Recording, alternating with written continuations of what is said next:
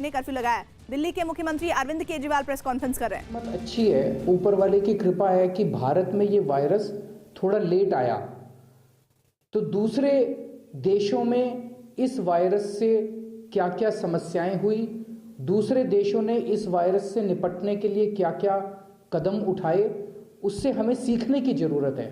और उससे सीख के हम लोगों ने कई सारे कदम उठाए हैं, और अगर हम उनसे नहीं सीखेंगे तो फिर हमसे बेवकूफ कोई नहीं होगा। एक चीज तो ये साफ दिख रही है कि ये वायरस फैलता बहुत ज्यादा तेजी से है।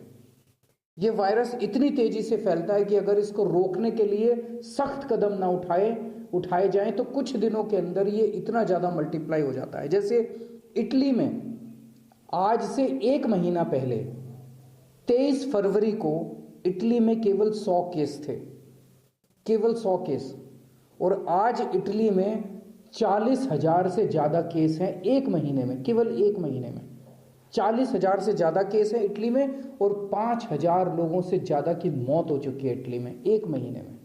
इतनी तेजी से फैलता है ये। अमेरिका में 29 फरवरी को केवल 68 केस थे और 1 आदमी की मौत हुई थी 29 फरवरी तक। आज अमेरिका में 35,000 से ज्यादा केस हैं और 418 से ज्यादा लोगों की मौत हो चुकी है। तो कोई ये ना सोचे कि मेरे को नहीं होने वाला, ये किसी को भी हो सकता है। ये वायरस ना आदमी देखता ना औरत देखता, ये वायरस ना अमीर देखता ना गरीब देखता, ये वायरस कुछ नहीं देखता। इतनी तेजी से ये वायरस फैलता है। इसको फैलने से रोकने के लिए एक ही तरीका है कि किसी भी तरह से लॉकडाउन करके अपने अपने घरों में थोड़े दिन बैठा जाए और इसके फैलने की जो चेन है इसको बंद किया जाए। और इसीलिए हम लोगों को ये लॉकडाउन करना पड़ा।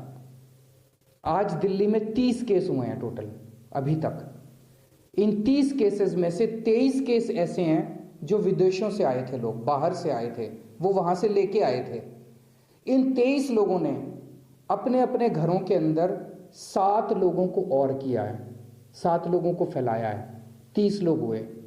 तो अभी ये देख के लगता है कि दिल्ली की स्थिति मोटे मोटे तौर पे कंट्रोल में है। अच्छी बात है, लेकिन अभी पीठ थपथपाने की बात नहीं है। अभी हमें कंट्रोल करने की जरूरत है। अगर इस वक्त हमने कंट्रोल कर लिया तो बहुत अच्छा होगा। मान लो आज हम लॉकडाउन नहीं करते, मान लो इसको कंट्रोल नहीं करते, मान लो ये फैल जाता है। अगर आज से कुछ दिन के बाद दिल्ली के अंदर मान लीजिए 15-20 हजार केस हो गए, हमारे अस्पतालों के अंदर इतनी जगह नहीं होगी, दिल्ली के सारे बेड कम पड़ जाएंगे। और अगर ये इतने ज्यादा फैल गए तो एक तरफ तो कोरोना बड़ी तेजी से फैलेगा, इसको कंट्रोल, फिर लॉकडाउन कर, तब भी लॉकडाउन करना पड़ेगा, तब लॉकडाउन करने का कोई फायदा नहीं होगा। और उसके बाद जब अस्पतालों के अंदर इतने बेड ही नहीं बचेंगे तो आप सोचो फिर लोगों को बचाना कितना मुश्किल हो जाएगा और लोगों की कितनी मौत हो सकती है। इसीलिए ये लॉकडाउन करना पड़ रहा है। मेरी आप सब लोगों से विनती है, हमने पूरी ताकत लगा दी है इसको रोकने के लिए, सरकार की सारी ताकत लगा दी है, केंद्र सरकार, सारी राज्य सरकारें मिलके इसको रोकने के लिए कोशिश कर रही है। आपका साथ चाहिए। अब सब लोग आज के बाद लॉकडाउन का पूरा पालन करेंगे। लॉकडाउन आज सुबह से शुरू हुआ, हो सकता है आपके कुछ बहुत जरूरी काम थे जिसके लिए आज आप निकले, लेकिन कल से अब सख्ती की जाएगी। अगर लॉकडाउन का पालन नहीं हुआ तो सरकार को सख्ती करनी पड़ेगी आपके साथ, और हम सख्ती करेंगे।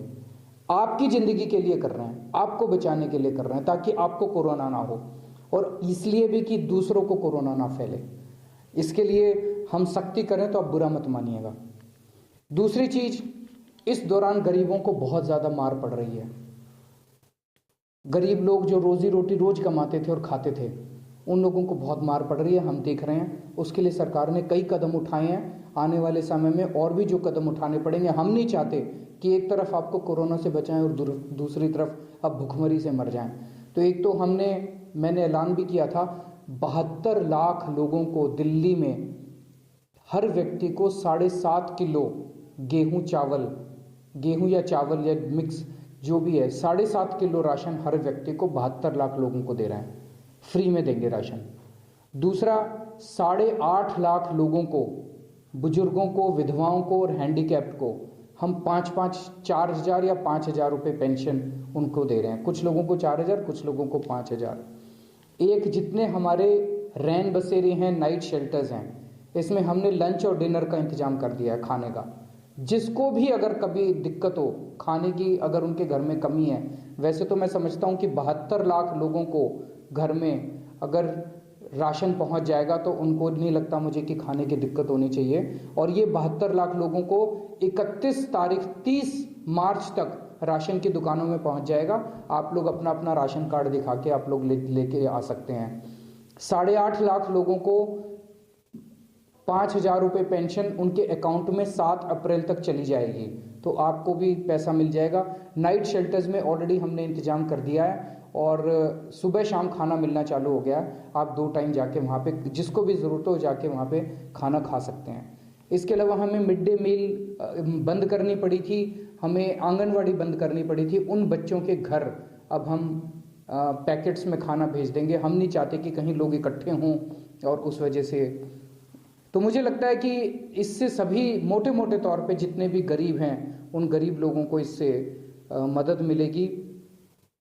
कई लोगों के मेरे पास फ़ोन आ रहे हैं कि हम क्या कर सकते हैं इसमें, हम मदद करना चाहते हैं, सरकार की मदद करना चाहते हैं। हमें सबका साथ चाहिए, सब लोगों का, पूरे समाज को और पूरी सरकार को, सब लोगों को मिलकर अभी काम करना पड़ेगा। इसी वक्त, यही वक्त है जब सारी दुनिया के अंदर हलचल मची हुई है, सारी दुनिया खतरे में है। यही वक्त है अपनी इंसानियत दिखाने का, इंसान का इंसान के काम आने का। मेरी आप सब लोगों से विनती है, आप जितने लोगों से हो सके एक चीज़, किसी को भूखे मत मरने देना। भगवान ने आपको दिया है, भगवान ने अगर आपको पैसा दिया है तो ये सोचना वो इसी दिन के लिए दिया था कि ऐसे दिन काम आएगा। जितना ज़्यादा हो सके अपने जान पहचान वालों को, जितने लोगों को इंश्योर करो कि कोई भी भूख से ना मरे।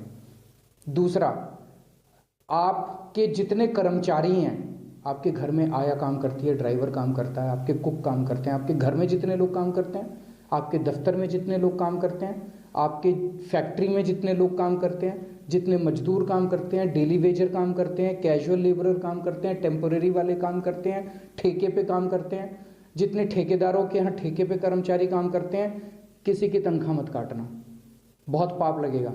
किसी की तनख्वाह मत काटना, सरकार भी सख्ती करेगी। किसी की तनख्वाह मत काटना, हो सके तो थोड़ा सा एडवांस दे देना उनको, ताकि उनके घर का गुजारा चल सके और वो इस दौरान घर में रह सकें। किसी को भूखा मत मरने देना। और एक चीज, मेरे पास कई लोगों के फोन आ रहे हैं, जितने बहुत सारे ऐसे लोग हैं जो बहुत गरीब हैं और किराए पे रह रहे हैं।